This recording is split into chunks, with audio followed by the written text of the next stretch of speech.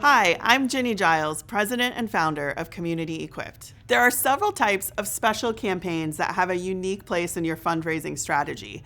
Sometimes it can be confusing to know when to use them, but with a good understanding of each, they can be powerful when used at the right time with the right tools.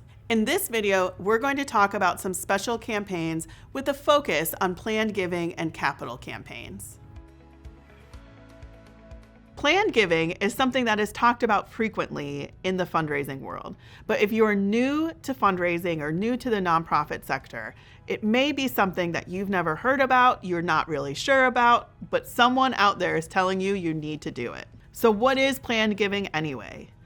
Planned giving encompasses a variety of things. It typically means that a donor has included your organization in their will or in their estate planning, so that when they pass away, some of their assets, whether it be property, stocks, or cash from the settlement of their estate. Planned giving is often very unpredictable because when it comes down to it, we don't know when people are going to pass away. Additionally, planned giving is something that few donors and board members and nonprofit staff want to talk about, and that's easy to understand why. Many donors will not actually tell you that they have included you in their estate. So the revenue from planned giving is unpredictable because we don't know when it's going to come or how much it's going to be. Every once in a while, when someone is talking about a planned gift, they might not be referring to something that is included in someone's estate. Rather, they might be thinking about a donation of stock or property or some other type of donation that is not just a financial gift. For the purposes of this video, we're defining planned giving as gifts that are part of someone's estate when they pass away. So the way that I like to think about planned giving and planned giving campaigns and developing those planned giving donors is that you're building and saving for the future. So if you can't pay for your rent now, meaning if you're struggling to raise the funds for your annual budget, then it's not necessarily the right time to start doing the work to build up those planned giving gifts. For most organizations, the right time to start a planned giving campaign is after you have reached about 20 years old and you have a history of donors giving each year over a longer period of time. 20 years is not a hard and fast rule, but it is a very helpful guideline. Planned giving campaigns are successful when organizations already have a solid financial ground and they have donors that have been giving to them every year for maybe 10, 15, 20 years. These long-time recurring donors are the most likely to include you in their estate planning, but they're also very unlikely to tell you that they've done that.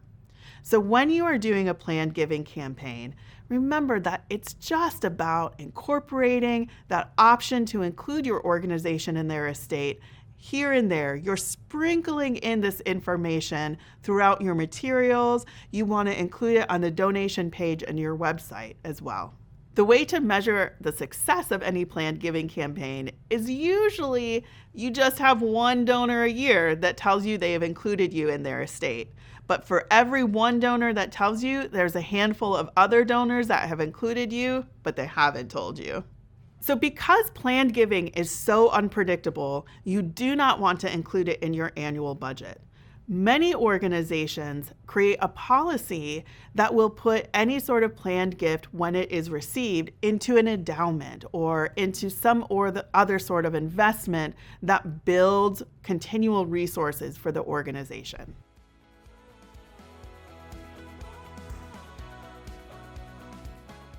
So the next special kind of campaign that we're going to talk about is a capital campaign. And recently, I've noticed that the term capital campaign has been thrown around kind of loosey-goosey. We are defining a capital campaign as a campaign that is specifically raising funds for a permanent infrastructure or asset for the organization, such as the purchase of a building or the renovation of a building. That is the most standard definition. And a campaign, a capital campaign, also has a beginning and an end to it. You will not be doing a capital campaign every year for the rest of the organization's life. A capital campaign is not the right type of fundraising campaign for an emergency situation. For example, if you have a leaky roof that needs to be fixed immediately, you don't want to do a capital campaign for that. Rather, you want to do a special type of ask and invitation to some of your highly committed major donors. So the first thing that you need to start your campaign is a clear purpose. What are you using the money for? Of course, it's for a building or a renovation or some sort of asset. But how is this asset going to further your mission and grow the impact of your work on the community? That second part of understanding your mission and your impact is absolutely critical to getting any sort of external partner or stakeholder on board with the campaign. It's very important that you are already financially stable before starting a capital campaign. A capital campaign may actually use up some of the resources from your annual budget.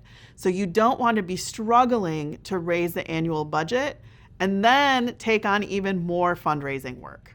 Having a large pool of dedicated, committed, long-term donors is critical to the success of any capital campaign. These are going to be the backbone donors to your campaign. Lastly, before you think about starting to launch a capital campaign, you want to check in with the board. Are there a handful of board members, maybe 1 to 3, who are absolutely excited about this campaign and willing to take on a leadership role in driving it? There are 5 stages in a capital campaign, but we're only going to discuss the first stage in this video, and that's the feasibility study. In my experience, this is often the stage that most organizations want to skip, but it's the most important and absolutely cannot be skipped. A feasibility study includes a needs assessment and a financial forecast that will lay out how much you need to raise to not just make the renovation or build the asset, but what do you need to be operational in the coming years? This important information is what makes the case to foundations and other major funders that you are ready for this large financial investment that they're going to be excited to make in you. So one of the best practices for hiring a consultant to conduct your feasibility study is to only hire them for the feasibility study. This way, they don't have any internal motivation to tell you that yes, you're ready to go forward, because they know that they may or may not be hired for the rest of the campaign. This doesn't mean that you can't hire them for the rest of the campaign, but removing that internal motivation will be very helpful.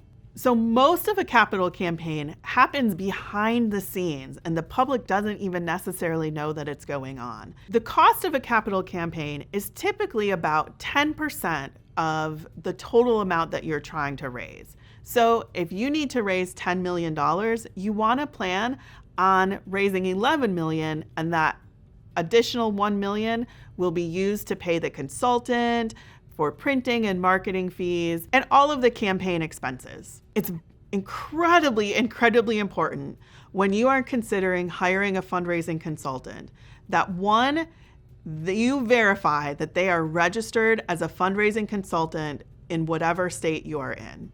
And 2, a fundraising consultant cannot work on commission. The state of Pennsylvania does not allow it. And additionally, the Association of Fundraising Professionals strongly discourages it. So any fundraising consultant that is willing to work on commission is going against the best practices in the field. In summary, capital campaigns can be very exciting and represent a new era for your organization, but they need to be conducted with careful planning and strategy. So these special types of campaigns all represent opportunities to raise money and engage donors and leverage volunteer excitement. However, it's important to discover what is the right fit for you. What resources and networks and how much time do you have to invest in any of these campaigns? Sometimes fundraising work and fundraising strategy is really deciding which things you're going to say no to, so you can emphatically say yes to the right opportunities for you. It's important to know that none of these special types of campaigns are the right fit in an emergency or crisis situation. The best thing to do if you are facing a financial crisis is to call, just directly call and talk to your most committed supporters.